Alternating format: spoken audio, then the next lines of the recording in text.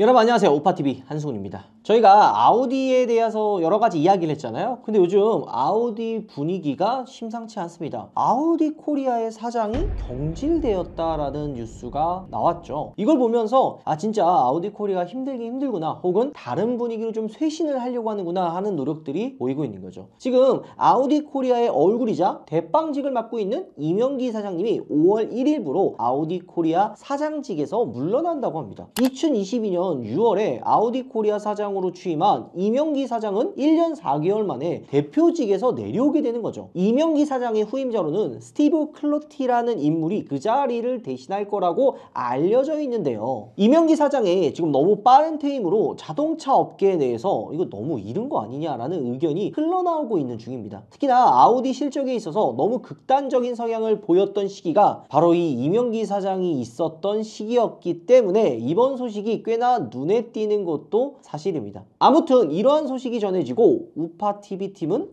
한 가지 의문이 들었습니다. 과연 아우디 코리아 내에서도 이렇게 빨리 해임한 사람이 있었나라는 의문인 것이죠. 그래서 영상을 찍기 전에 간단하게 그동안 아우디 코리아를 거쳤던 인물들을 하나씩 살펴보니 마냥 그거는 또 아니더라고요. 보통 아우디 코리아 인사권을 주무르는 건 아우디 독일 본사와 폭스바겐 독일 본사, 그리고 폭스바겐 그룹 코리아에서 결판이 나는 것으로 보이는데요. 아우디 코리아와 폭스바겐 코리아를 통틀어서 가장 짧은 임기를 가졌던 것으로 파악이 됩니다. 그러니까 지금까지 아우디, 폭스바겐, 독일 뭐 다 합쳐서 이명기 사장이 가장 짧은 것으로 보여지는 거죠. 자, 그러면 이렇게 짧은 기간 안에 퇴임을 한다라는 것 자체가 이 그룹 내에서는 과연 어떤 분위기일까 하고 궁금했습니다. 현재의 분위기는 어떤지 하고 저희가 좀 알아보니까, 물론 저희가 알아본 게 다 100% 맞다라고 이야기할 수는 없어요. 전 시장에도 워낙 또 다르고 또 다른 곳에선 다른 분위기가 있을 수 있지만, 저희가 파악해본 전시장과 뭐 그룹 내 이제 임원분들에 대한 분위기로 봤을 때는 대부분 다 환영하는 분위기라고 합니다. 자, 그렇다면 과연 그동안 아우디 코리아를 거쳤던 역대 사장단들은 과연 어떤 사람이고 어떤 역할을 해왔으며 아우디 코리아의 이후 행방은 과연 어떻게 되는지, 우리가 이러한 물음의 해답을 찾기 위해 뒷조사 아닌 뒷조사를 조금 해봤습니다. 우선 그동안 아우디 코리아를 거쳤던 사장단의 명단을 한번 살펴보도록 하죠. 이 명단을 왜 이렇게 보냐면, 보통 이런 이야기가 있어요. 외국인 사장이 오면은 너무 우리나라 시장을 등한시하고 그냥 수익만 내고 튀려고 하는 거 아니냐, 본사로 돌아가려고 하는 거 아니냐 라는 이야기가 있는데, 지금 쭉 보면은 나오죠. 물론 그 이전에 있었던 분들은 성과가 나름 괜찮았습니다. 무엇보다 트레버 힐 사장이 있었을 당시에는 아우디가 전성기라고 해도 될 정도로 브랜드 이미지도 많이 올라갔고, 물론 판매량과 뭐 굳이 연결 안 된더라도 브랜드 이미지가 많이 올라갔던 시기가 바로 이 트레버 힐 사장님이 계셨을 때죠. 자, 그렇다면 역대 사장들의 성과 혹은 이슈가 무엇이 있는지 또 한번 정리 한번 해보도록 할까요?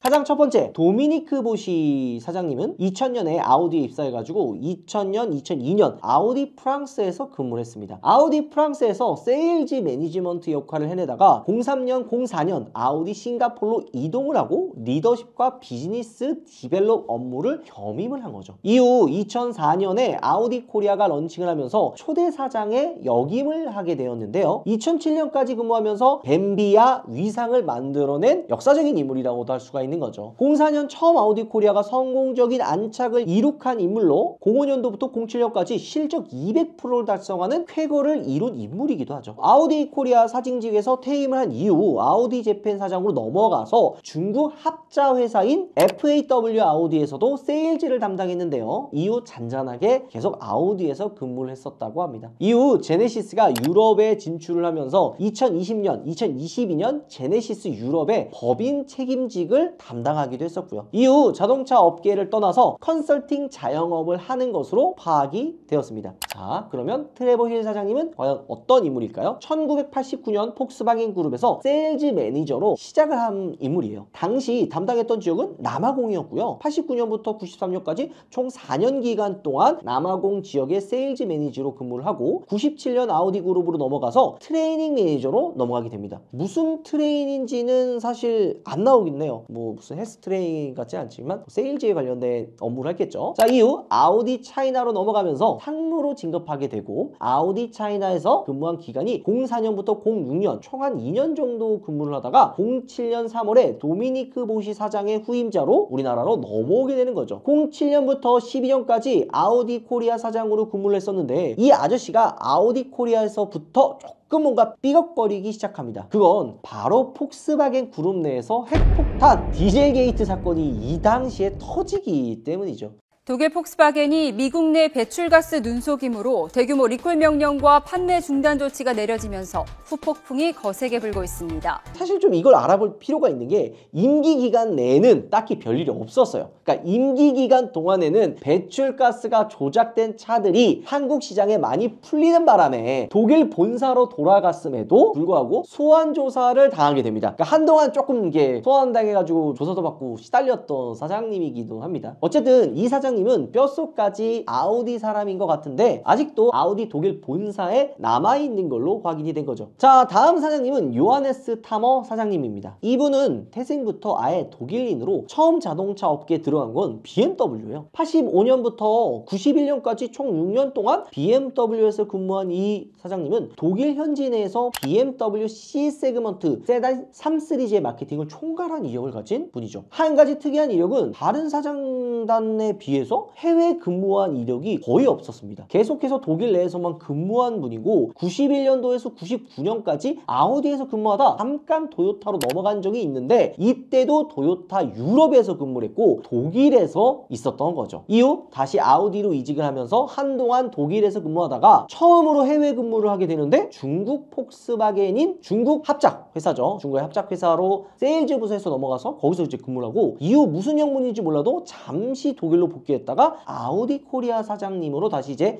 2012년도에 취임을 하게 되는데 이 아저씨가 취임하면서 폭스바겐 그룹 내에서 디젤 게이트가 공론화되기 시작합니다. 아 진짜 안타깝죠.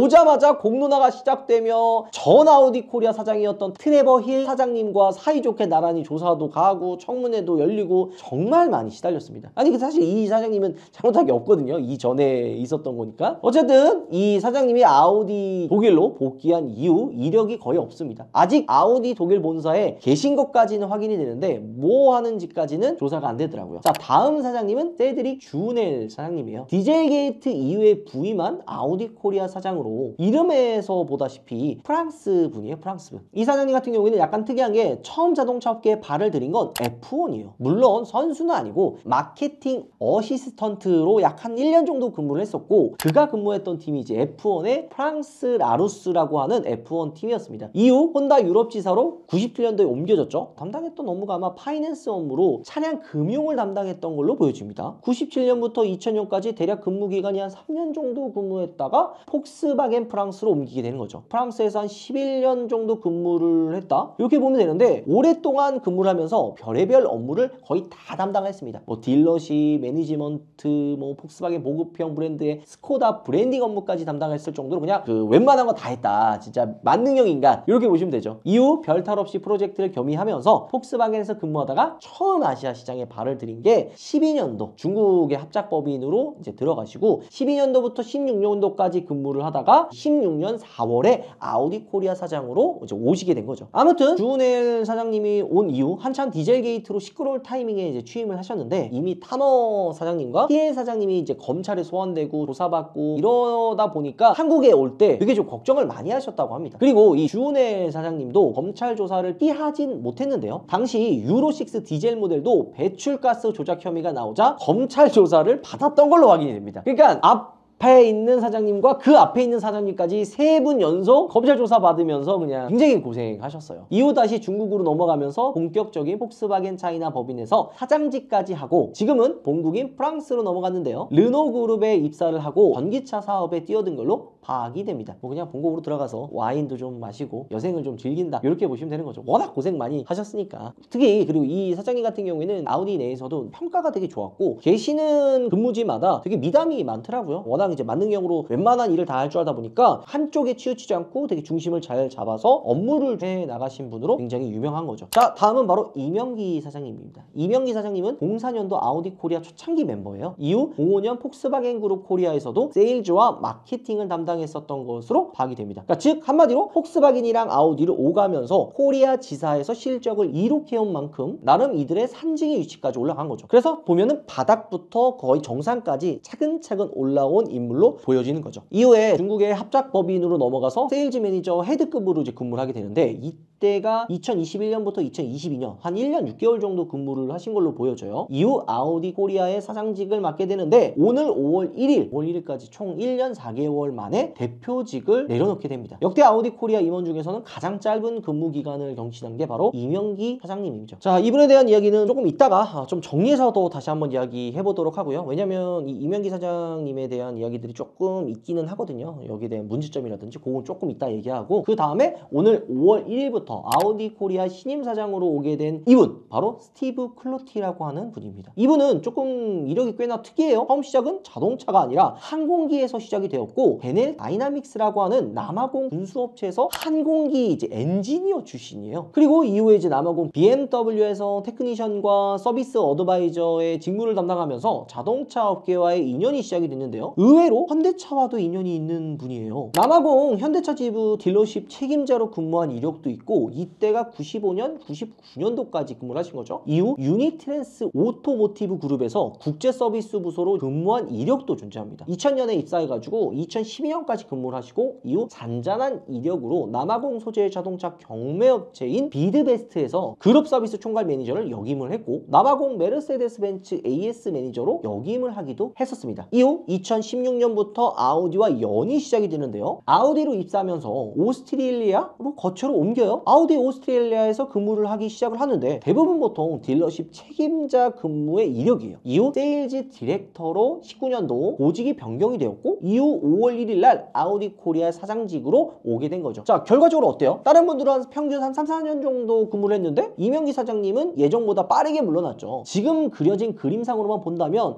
이명기 사장님이 이제 경질됐다고 보여질 수밖에 없는 거죠. 자, 그렇다면 그동안 이명기 사장님이 계셨을 때 성과를 못 거둔 거냐? 사실 이게 좀 조심스러운 부분이라 딱히 뭐라 말은 못하겠지만 이명기 사장님이 임기 기간 동안 아우디 서비스 센터 전시장이 사라진 게 꽤 되기는 합니다. 최근에도 남산 전시장이 사라지고 볼보가 들어선 거는 이거 진짜 꽤나 시욕적인 부분이에요. 남산 전시장 같은 경우에는 아우디 역사에서 꽤나 중요한 전시장이에요. 맞죠? 이름이 있는 전시장인데 그 전시장이 볼보로 넘어갔고 수입차 판매량도 볼보가 3등으로 올라가는 등 정말 이거는 거의 그냥 반짝의 못을 박는 쐐기라고도 볼 수가 있는 거죠. 일각에선 진짜 이거 아우디 코리아 철수하는 거 아니냐, 다시 해외 임원진 데려야 되는 거 아니냐라는 이야기가 나오고 있고 내년에 새로운 전동화 모델을 데려올 여지를 두고 있는 상황입니다만 이미 할인 공세를 통해서 차량을 판매한 입장에서 다시 프리미엄 이미지를 구축하기 위해서 일부 차종을 제외하고 할인을 전부 빼버리는 상황인데요. 그래서 후임자인 스티븐 사장님 입장에선 상당히 골치 아프죠. 어떤 방법이든 간에 성과를 보여줘야 되고 돈을 벌어야 하는데 지금 상황에서 아우디 코리아가 돈을 벌어오기는 힘든 부분이 좀 꽤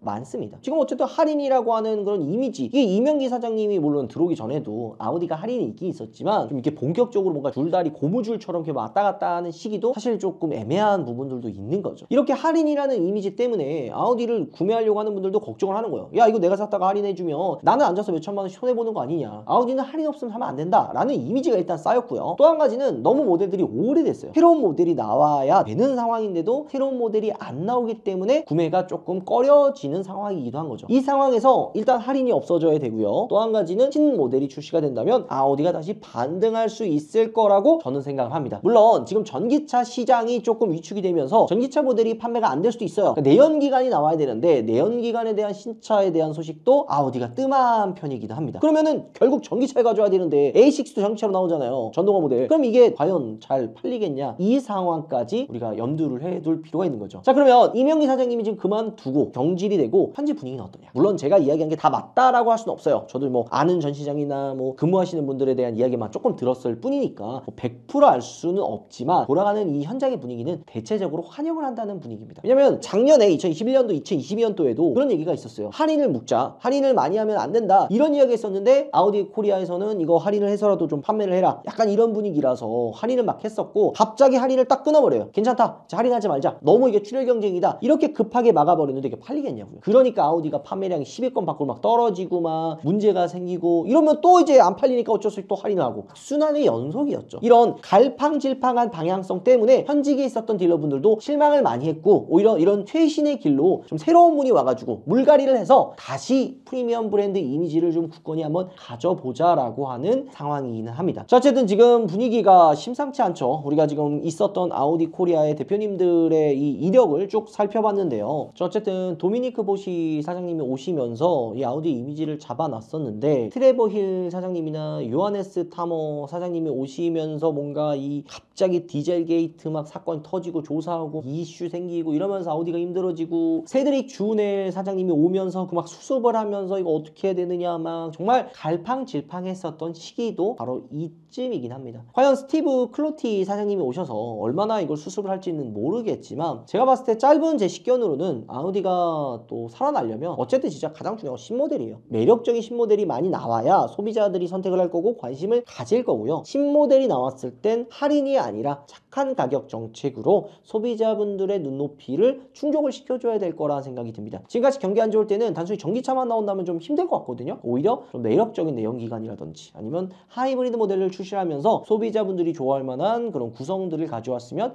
좋을 것 같습니다. 그리고 처음엔 지금 힘들겠지만 할인이라는 부분들도 좀 억제를 해서 혹은 아니면 진짜 그냥 신차 갖고 와서 처음부터 할인을 때리든가 아니 안 하다가 하는 것보다 그거면 그냥 BMW처럼 그냥 처음부터 하세요. 그게 더 낫습니다. 자, 어쨌든 오늘은 아우디 코리아 분들에 대한 역사 어떤 분들이 왔었고 그리고 이명기 사장님이 경질이 됐었고 현장 분위기는 어떤지 지금 어떤 흐름으로 흘러가고 있는지를 정리해서 말씀을 드렸는데요. 지금 아우디 전시장도 많이 줄어들고 있고 담당 영업사원분들도 그만둬서 딴 데로 이직하고 있고 진짜 어려운 시기를 보내고 있는데요. 뭐 디젤 게이트 사건 때도 꿋꿋하게 버틴 곳들이 있으니까 이번에 어려운 이 시기도 잘 견뎌내고 새롭게 이제 시작을 할 수 있지 않을까 이렇게 생각이 듭니다. 영상 마무리하도록 하고요. 다음번에는 아우디에 대한 좋은 이야기를 좀 한번 해볼 수 있도록 노력해 보겠습니다. 영상 마무리할게요. 여러분들 들어보겠습니다.